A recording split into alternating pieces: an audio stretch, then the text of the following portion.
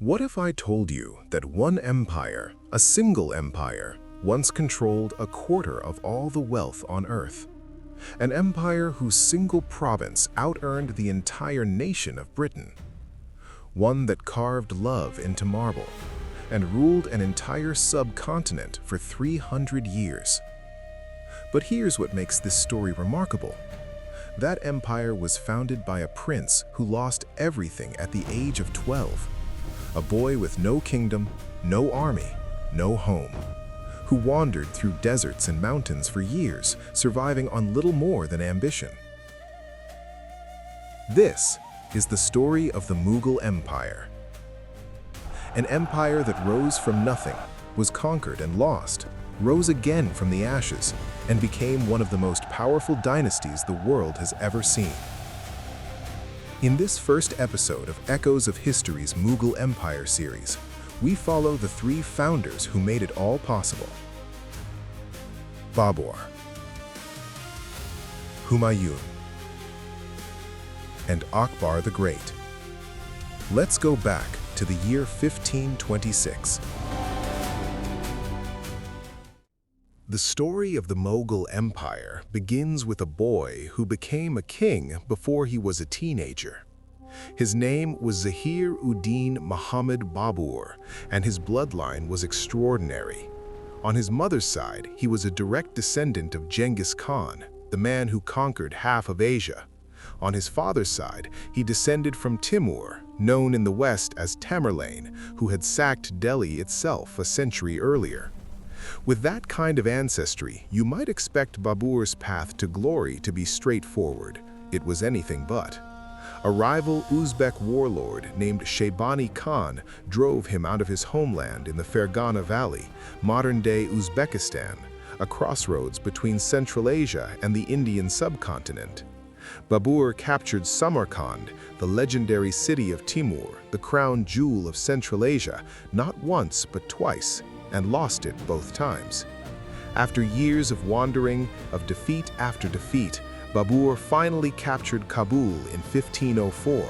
It became his base, his home, his launch pad.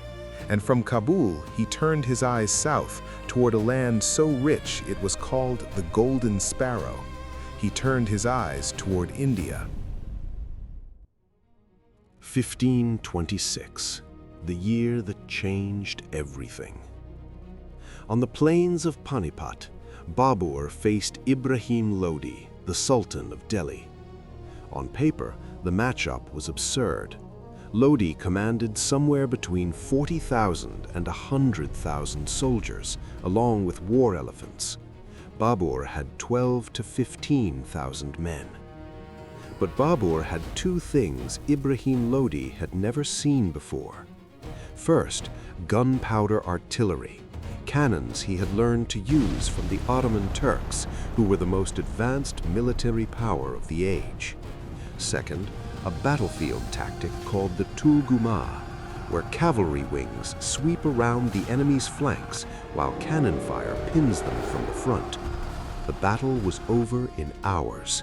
Ibrahim Lodi died on the field.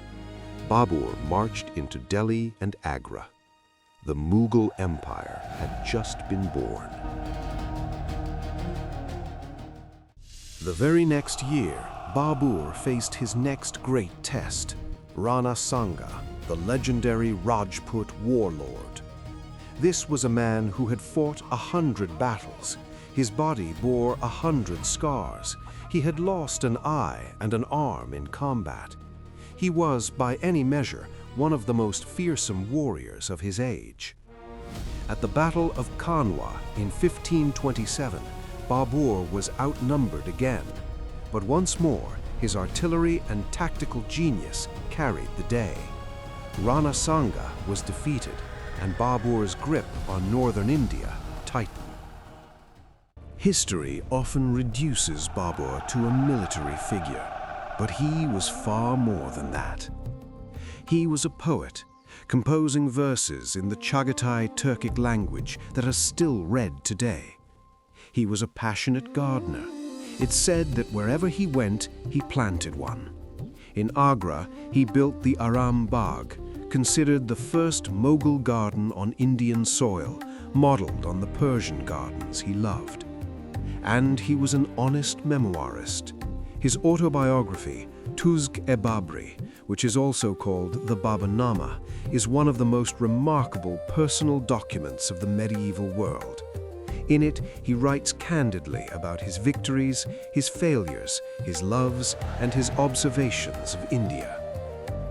He noted with some frustration that India had no good grapes and no cold, fresh springs. Perhaps that's why he filled Agra with gardens and fountains. He was trying to recreate the cool highlands of Kabul in the heat of the Indian plains. He also wrote openly about his younger years of drinking and celebration, and his decision before the Battle of Khanwa to give up alcohol permanently. It was a public pledge, witnessed by his soldiers. Whatever his personal faith, Babur understood the politics of symbolism. And as a ruler, he was pragmatic. He made no effort to persecute the Hindu majority of his new empire. He understood, perhaps better than many rulers before or since, that an empire cannot be held by fear alone. Behind the emperor was his chief consort, Begum. Though Babur had 11 wives, she was the mother of his heir, Humayun, and stood as his most trusted political partner. In 1530, Babur's son Humayun fell gravely ill. The royal physicians had given up hope. What happened next has been told and retold for 5 centuries. Babur walked 3 times around his son's sickbed and prayed. He asked God to take his life in place of his son's. Whether you believe it was divine intervention or coincidence, the historical record is consistent. Humayun began to recover, and Babur fell ill. In 1530, at just 47 years old, the founder of the Mughal Empire was dead. He was first buried in Agra, but in accordance with his wishes, his remains were later carried to Kabul and interred in the Bagh-e-Babur, the Garden of Babur, where his tomb still stands today. Babur had been a warrior. His son Humayun was something else entirely. A philosopher king, a lover of astrology, poetry, and the arts. He was also, unfortunately, an opium addict. It's important to say this plainly because it shaped everything. His addiction dulled his decision-making, slowed his reactions, and created an image of weakness that his enemies were quick to exploit. His court became a gathering of artists, musicians, and dancers, brilliant, yes, but ill-suited to the brutal politics of 16th century India. He was so devoted to astrology that he assigned a different color to each day of the week, wearing yellow on Fridays, gold on Sundays, white on Mondays. An unusual habit, perhaps, but it tells you something about the man. Deeply internal, drawn more to the symbolic than the strategic.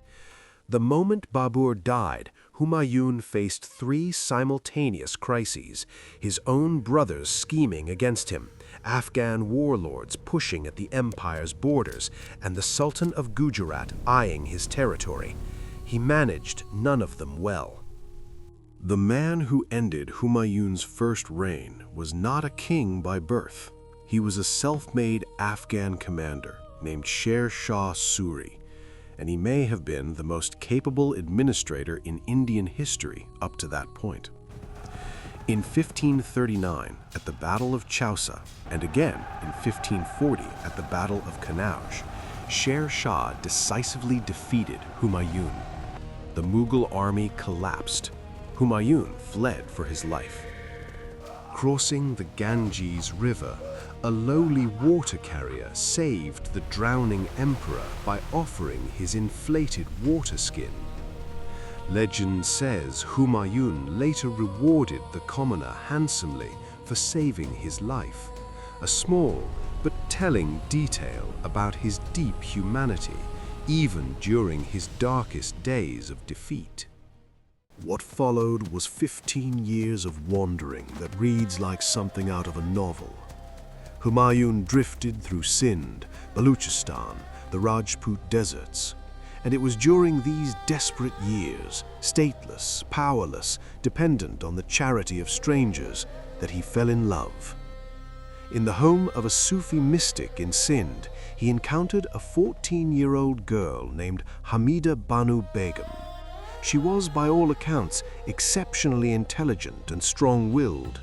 When Humayun proposed, she reportedly refused, saying she would only marry a king, not an exile.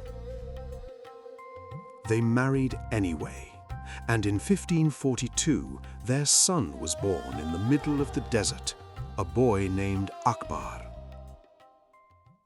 Meanwhile, Humayun found refuge at the Safavid Persian court of Shah Tahmasp, who gave him shelter and, crucially, 12,000 soldiers. In return, Humayun converted to Shia Islam for the duration of his stay, a significant political compromise. His time in Persia left a deep mark. Persian language, art, and aesthetic sensibility would flow through the Mughal court for generations, and it all traces back to these 15 years of exile. Sher Shah Suri died in 1545 in a gunpowder accident, fittingly enough. His successors were weaker men. The window had opened. Humayun returned to India with a loyal general at his side named Bairam Khan, one of the few men who had stood by him through everything. In 1555, at the Battle of Sirhind, Bairam Khan's tactical brilliance delivered a decisive victory. Humayun reclaimed Delhi and Agra. 15 years of exile were over. The Mughal Empire was restored. But fate, as it turns out, had a bitter sense of humor. 6 months. That's all the time Humayun got to enjoy his restored throne. In January 1556, he was descending the stone steps of his library, the Sher when he heard the call to prayer. He stopped, tried to kneel, and slipped. He fell down the stairs and struck his head. 3 days later, the second Mughal emperor was dead. The historian Stanley Lane Poole once wrote of Humayun, "He tumbled through life and he tumbled out of it." It sounds cruel, but it's not entirely wrong. Humayun stumbled at every turn. He lost an empire, endured 15 years of humiliation, battled addiction, and was betrayed by his own brothers. And yet, he kept going. He came back. He reclaimed everything Babur had built.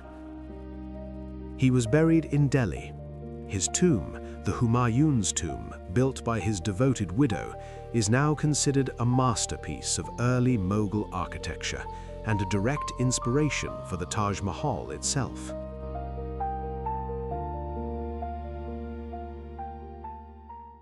When Humayun died, his son Akbar was 13 years old. He could not read, he could not write, he never learned to do either for his entire life. And yet, Akbar the Great is widely considered one of the most effective rulers in human history, not just in India, in the world. His memory was extraordinary. He absorbed entire books read aloud to him. His political instincts were almost supernatural, and his capacity for making people of any religion, any background, feel heard and valued was a rare gift that would define his 50-year reign. In the beginning, the real power sat with Bairam Khan, his regent and general, but within a few years, the young emperor stepped out of his shadow and took the reins himself. In the same year Akbar took the throne, he faced his first true test of war. His opponent was a man named Hemu, a Hindu general who had risen from humble origins to become the most powerful military commander in northern India. He had won 22 consecutive battles. He had effectively declared himself ruler of Delhi. Hemu saw a 13-year-old on the throne and smelled opportunity.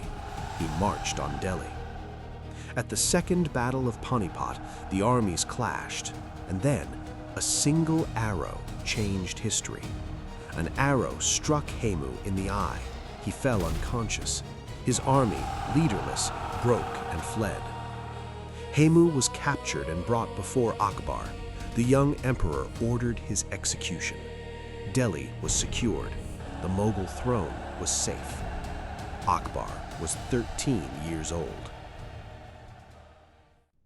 Over the next 4 decades, Akbar expanded the Mughal Empire to a scale his grandfather could only have dreamed of. In 1568, he captured Chittor, the great Rajput fortress, symbol of Hindu resistance. Most Rajput kingdoms fell into alliance with the Mughals after that. In 1572, Gujarat fell, and to commemorate the victory, Akbar built the Buland Darwaza at Fatehpur Sikri, one of the largest gateways in the world, standing 54 meters high. In 1576, he fought the famous Battle of Haldigati against Maharana Pratap of Mewar, one of the few Rajput rulers who never submitted. Pratap became a symbol of resistance that Indians still celebrate today. Bengal, Bihar, Kashmir in 1586, Sindh in 1591, Kabul, one by one they joined the empire. But conquest was only half of Akbar's genius. The other half was administration. Akbar understood something that many conquerors miss. Winning battles is the easy part. Governing what you've won is the hard part. He created a revolutionary administrative system called the Mansabdari, a ranked hierarchy of officials, each assigned a number that defined their salary, their responsibilities, and their military obligations. The genius of the system was meritocracy. There were no hereditary posts. Any man, Hindu or Muslim, Persian or Turk, could rise based on ability and loyalty. This wasn't just good governance, it was a masterstroke of political inclusion that kept hundreds of diverse factions loyal to the crown. Akbar's most brilliant political move may not have been military at all. He married a Rajput princess, the daughter of Raja Barmal of Amber, known to history as Mariam-uz-Zamani and popularly as Jodhaa. This was not just a wedding. It was a political revolution. For the first time, the Mughal Emperor was not just the ruler of Muslims. He was reaching across religious lines to build a truly inclusive empire. Rajput commanders became Mughal generals. Rajput kings became imperial governors. The alliance held the empire together from within. In 1569, Jodhaa gave birth to a son named Saleem, who would one day become the Emperor Jahangir.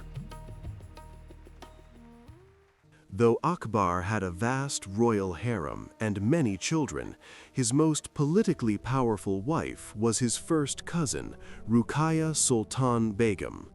As his chief consort, she commanded absolute, undisputed authority over the inner workings of the imperial palace. Akbar's religious vision was unlike anything in the medieval world.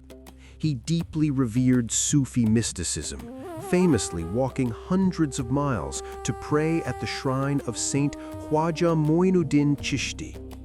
But his tolerance extended to all. In 1564, he abolished the jizya tax on non-Muslims, a radical decree proving your faith wouldn't dictate your standing in his empire. He built the Ibadat Khana, a hall of worship where Muslim, Hindu, Jain, Zoroastrian, and Christian scholars openly debated theology. These dialogues led him to attempt something extraordinary, a new spiritual philosophy he called Din-i-Ilahi, the divine faith. It drew from all religions. It didn't survive him, but the attempt itself speaks to the scale of his vision. No discussion of Akbar's court is complete without addressing the legend of Anarkali. The story is iconic across South Asia. A beautiful slave girl, a rebellious prince, and an emperor's terrible decree: wall her up alive. The 1960 Bollywood epic Mughal-e immortalized it for generations. But here's the uncomfortable truth. Historians can find almost no evidence that it actually happened. Akbar's official court history, the Akbarnama, doesn't mention Anarkali. The Emperor Jahangir, in his own memoirs, confesses to plenty of youthful scandals, but never mentions a doomed love affair. The earliest written account comes from an English traveler named William Finch, who visited Lahore years after Akbar's death and recorded local gossip. In 1922, a playwright named Imtiaz Ali Taj wrote a romantic drama called Anarkali, and that play gave the legend the emotional shape it has today. There is a tomb in Lahore called Anarkali's tomb, but who is actually buried there? Historians still don't agree. Perhaps that's why the story endures, not despite the mystery, but because of it. Akbar surrounded himself with talent the way other emperors surrounded themselves with soldiers. His court included 9 extraordinary figures known as the Navaratnas, the 9 jewels. Birbal, the quick-witted counselor whose sharp humor and wisdom made him Akbar's closest companion. Stories of Birbal's cleverness are still told across South Asia today. Tansen, perhaps the greatest classical musician in Indian history, whose voice, legend says, could make lamps burst into flame and bring rain from a cloudless sky. Abul Fazl, Akbar's court historian, author of the Akbarnama and the Ain-e-Akbari, our primary source for the entire era. Raja Man Singh, the Rajput general who became one of the empire's most successful military commanders. Raja Todar Mal, the finance minister who modernized the empire's land survey and tax system, creating a framework so effective it influenced Indian revenue administration for centuries. Together, these men made Akbar's court not just a seat of power, but a center of civilization. Like many Mughal rulers, Akbar drank wine in his youth, freely by his own admission. But as he aged, he moved toward a more ascetic lifestyle, drawn to Sufi mysticism and spiritual exploration. In his later years, he replaced wine with Ganges water, considered sacred, and occasionally with bhang, a cannabis preparation used in certain Hindu religious traditions. His court remained a place of music, dance, and intellectual energy, but Akbar himself had moved towards something quieter. Akbar's architectural legacy rivals any ruler in history. The Agra fort, rebuilt in red sandstone by Akbar, still dominates the skyline of Agra today. In 1571, he founded an entirely new city called Fatehpur Sikri, 40 kilometers from Agra. The reason was personal. A Sufi saint named Sheikh Salim Chishti had prayed for Akbar to have a son, and his prayer was answered. In gratitude, Akbar built a city around the saint's home. But Fatehpur Sikri had one fatal flaw: no reliable water source. Within 15 years, the city was abandoned. Today, it stands perfectly preserved, a ghost city of red sandstone, one of the most haunting and beautiful places in India. He also built the Great Fort at Allahabad, at the confluence of the Ganges and Yamuna rivers, a strategic stronghold at the heart of the empire. Akbar ruled for nearly 50 years, the longest reign of any Mughal emperor. In 1605, after a prolonged illness, he died at Agra. He was buried at Sikandra, in a garden tomb just outside the city. What he left behind was not just territory, He left behind a model of governance, pluralistic, meritocratic, administratively sophisticated, that India would not see again for centuries. He proved that power is not only won by the sword, it is held by the loyalty of those who choose to follow you. That is why 500 years later, we still call him Akbar the Great.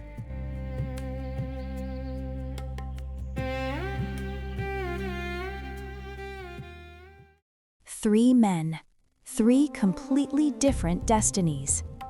Babur, the warrior who never accepted defeat. Humayun, the dreamer who fell and fell again and still found his way back. Akbar, the illiterate boy who became history's most enlightened emperor. Together, they built the foundation of an empire that would go on to produce the Taj Mahal, command a quarter of the world's wealth, and shape a subcontinent forever. But the story is far from over. In episode 2, we meet the emperors who inherited this legacy and what they did with it. Jahangir, whose justice became legend. Shah Jahan, who turned grief into the most beautiful building on earth, and Aurangzeb, who expanded the empire to its greatest size while planting the seeds of its destruction. If you found this episode worth your time, please like the video and subscribe to Echoes of History. Hit the bell so you don't miss episode 2. History is always closer than it seems.